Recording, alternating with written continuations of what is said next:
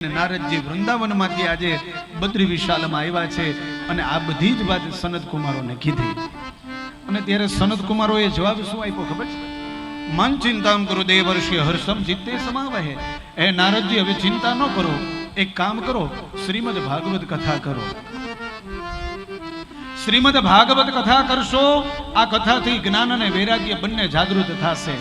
અને હું તમને વચન આપું છું, જ્ઞાન અને વૈરાગ્ય નાચતા નાચતા આવશે. શું વાત કરો છો? બોલે હા.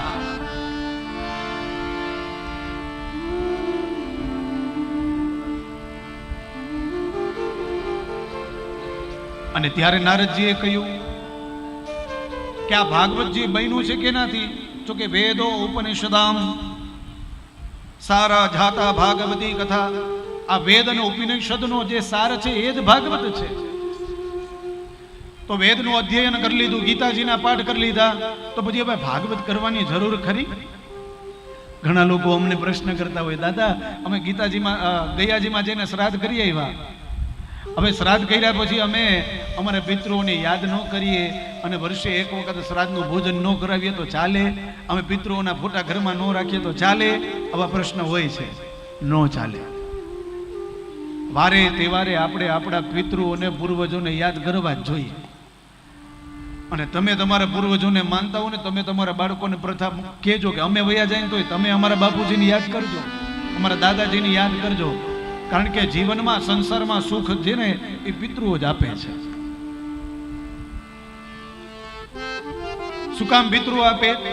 તો કે આપણા સૂત્ર બતાવ્યા છે 4. એમાં સૌથી પહેલું સૂત્ર છે માતૃદેવો ભવ, પિતૃદેવો ભવ, આચાર્ય દેવો ભવ, ગુરુદેવો ભવ. આ આપણને 4 સૂત્ર આપણે ભણતા ને ત્યારે આપણે ગુરુ મહારાજે આપ્યા છે.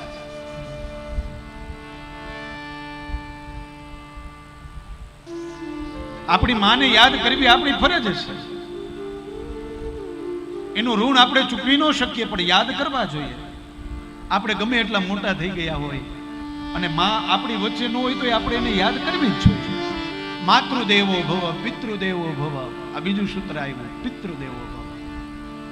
આચાર્ય દેવો ભવ.